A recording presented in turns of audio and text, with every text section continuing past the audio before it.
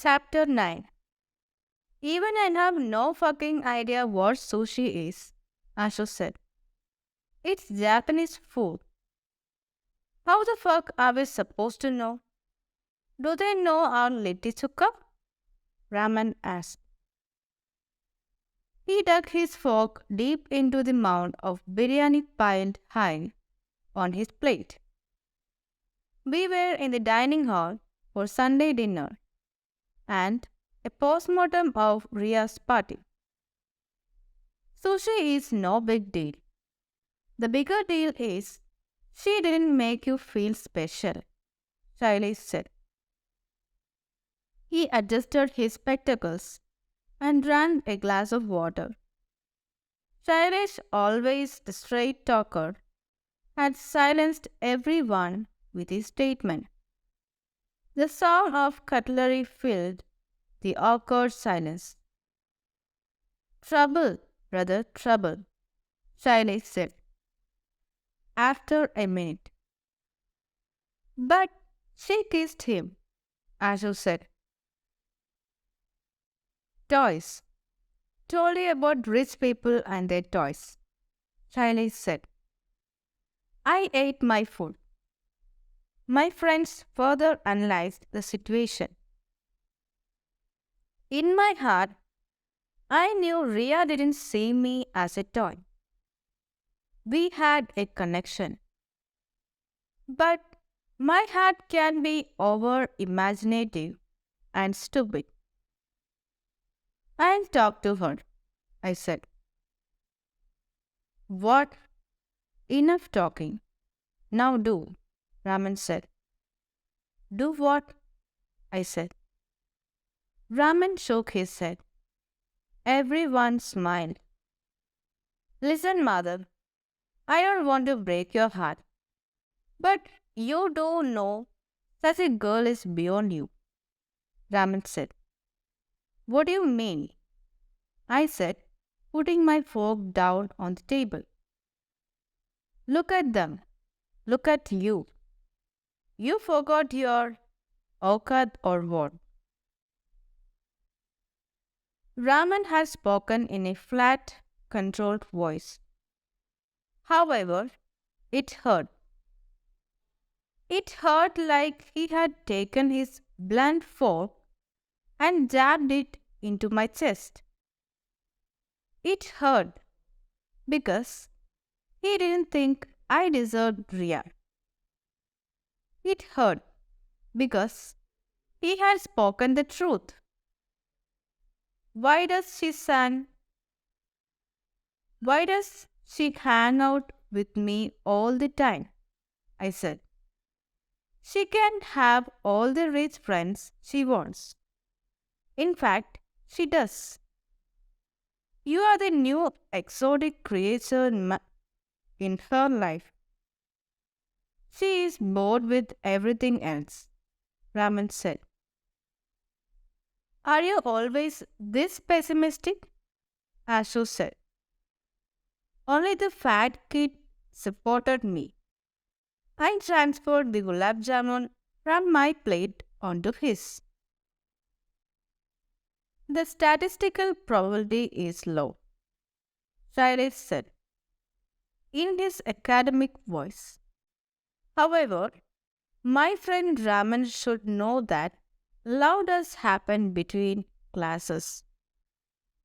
If this is love, why is she avoiding a relationship? Raman said. He stood up to leave.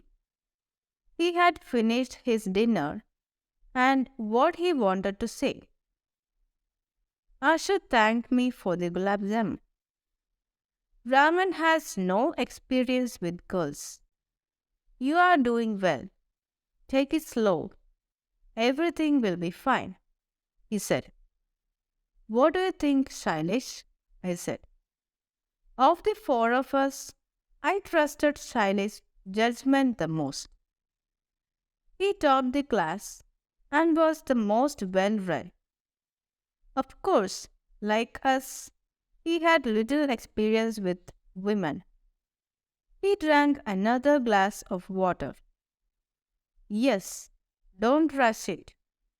However, don't stall it either, Shailesh said.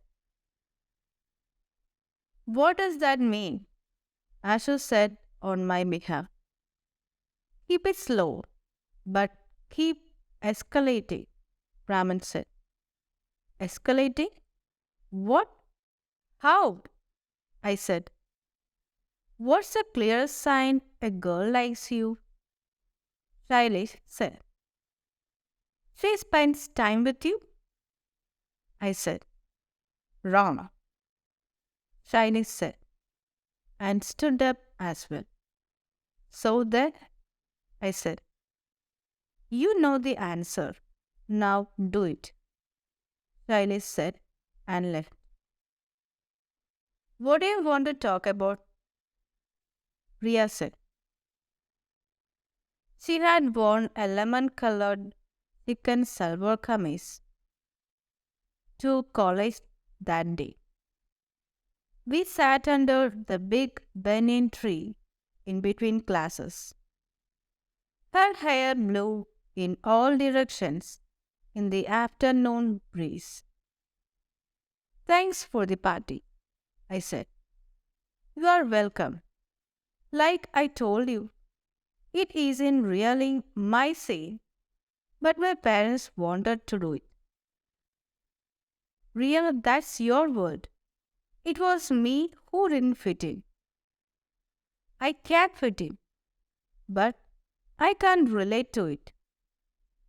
I'd rather have a meaningful conversation over chai than cater sushi with plastic smiles.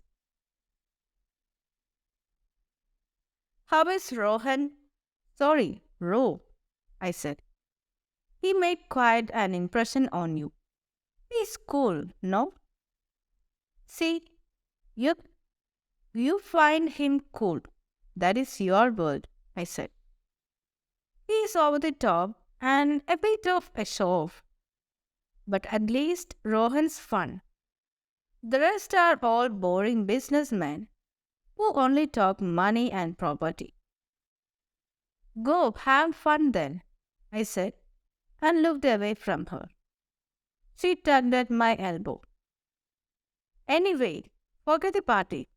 Eye contact, please. Eyes squinting against the mid-morning sun. She draped her yellow dupatta around her face. She looked like a bunch of yellow flowers. I had to be firm. I ignored how cute she was, lest it weaken my resolve. What did you want to talk about? She asked again. The kiss, I said. Ria giggled. I can't believe I am the girl and you are the guy. The guy wants to talk about it. Very funny. Now, can we discuss it? What about the kiss? You forced it on me. Her answer stumped me. I didn't know what to say. I did it because I fumbled for words. Yes, why? Why did you do it, Mr. Jha? Because I love you. Ria burst out laughing. I didn't like her laughter this time. Can you please be serious? Your casual behavior hurts me, I said. She composed herself and sat cross-legged under the tree. Okay, fine, Madhav. I will be serious. I laughed because I don't think you are in love with me. Oh, really? How do you know that? Have you been in love before? No. So, how do you know it's love? Her confusing words left me tongue-tied. How do you know it's not? I said, after half a minute. I know it is not. We are both too young, inexperienced, but curious. Sure, we like each other, but love, please. Priya, you have no idea how much you mean to me. I would do anything for you. Anything, I said. Our eyes locked. For a few seconds, even the articulate Miss Priya Somani didn't have words. Mother, you mean a lot to me too. But, but what? I am not sure if I want a relationship right now with anyone. How does one answer that? I had no idea. I don't mean that much to you then, I said. We hang out all the time. Aren't we almost a couple? So what's wrong with the next step? The bell rang for class. We stood up to leave. What's the next step, mother? She said, as we walked towards class. I scratched my head to think of an answer. Become my girlfriend. Oh, and what does that involve? Getting physical? Maybe. That's often part of it. She smiled and shook her head in an all-knowing manner. We stopped as we reached our respective classrooms. Please, Ria, I said. Please be my girlfriend. Is this a proposal? She said. If that's how you see it. I'll think about it. You'll tell me after class? She grabbed my shoulders and turned me towards my classroom. Ria didn't come to college the next day. I briefed my friends, come relationship experts, about the proposal while eating lunch in the dining hall.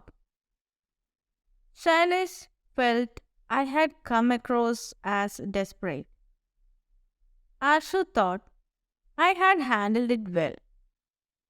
Well, did she tell you her decision afterwards? Raman said. No, and today she is absent, I said. See? Desperate. She skipped college to avoid you, Shailesh said. To avoid me? Shailesh shrugged. You better get an answer, Raman said. You better do it with her, Shailesh said. Everyone fell silent. Do what? I said. The boys guffawed. You guys are sick. She's using you. Time pass until a real guy comes along, Shailesh said, picking his teeth with a toothpick. Ignore Shailesh.